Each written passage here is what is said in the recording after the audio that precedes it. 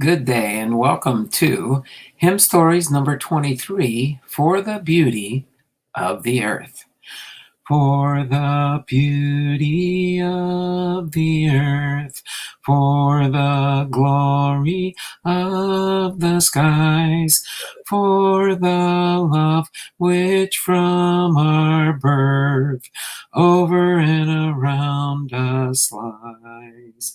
Christ our God, to thee we raise this our hymn of grateful praise, for the wonder of each hour of the day and of the night, hill and vale and tree and far, sun and moon and stars of light.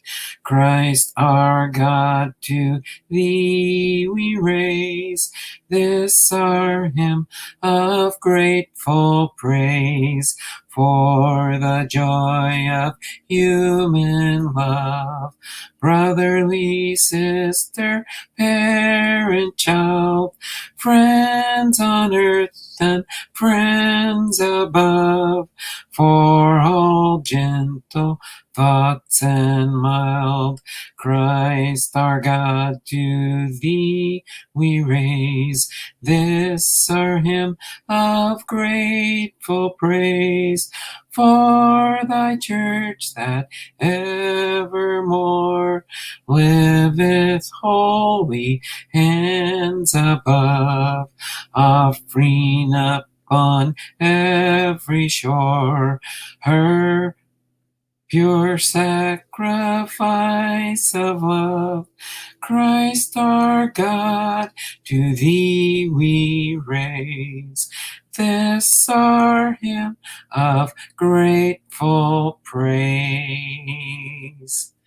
Thank you for bearing with me on that one. That's the first time I ever sang that hymn. The author of this hymn is Folliot S. Pierpoint, from 1835 to 1917. The composer was Conrad Kocher of 1786 to 1872. The tune name is Two Dicks, and the meter reading for this music is 77.77.77. And the scripture reference for the hymn is Hebrews 13:15. But the scripture reading for today, and it's not the complete verse, but part of it, Philippians 4:8, whatsoever things are true, whatsoever things are honest, just, pure, lovely, of good report, think on these things.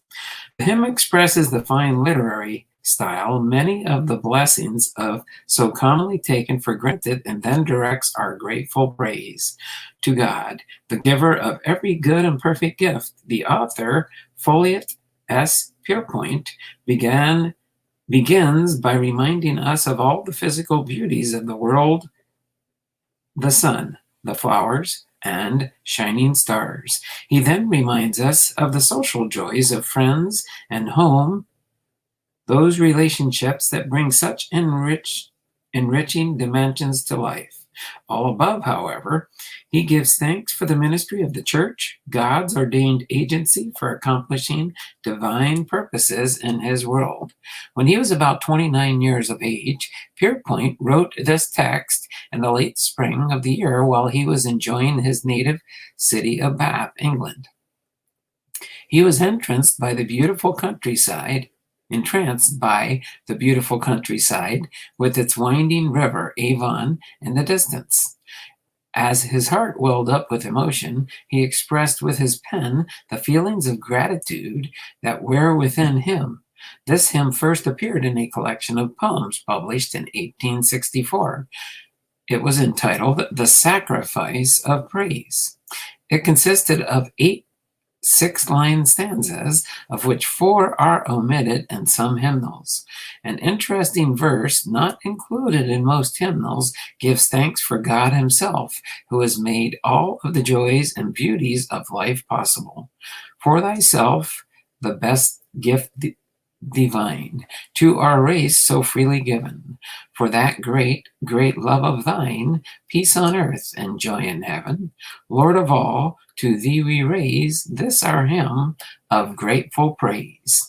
Little is known about the author of this text. He was born in the interesting historic town of Bath, England, in 1835, and was a lay member of the Anglican Church.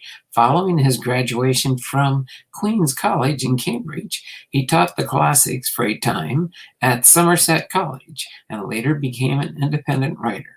Although he published 7 volumes of poems and hymn texts, many of them showing his love for nature, he is best remembered for this one, Beautiful Hymn. The tune name Dix came from the occasion of this melody with William Dix's hymn. As with Gladness, Men of Old, its composer Conrad Coker was born in Wittenberg in 1786 and became an important musician and reformer of German church music. The tune produces a very interesting effects with this text because of the antiphonal or answering structures of the music. It has phrases which balance each other, so that one group in the congregation can sing the first couplet, while another group responds with the second, and all of the voices joining out in the joyful strength of the refrain. For the beauty of the earth was first written for use at a communion service of the church, but has since been one of the favorite hymns during the Thanksgiving season. It has also proven to be a favorite hymn for children. Music, religious heat inspires. It wakes the soul and lifts it high, and wings it with sublime desires, and fits it to bespeak the deity. That was said of Joseph Addison. Thank you for joining me for this episode of Hymn Stories, and we will look forward to you being in the following and upcoming hymn stories to continue in this series. Until then, take care, Lord bless you, and have a wonderful and blessed day. Bye for now.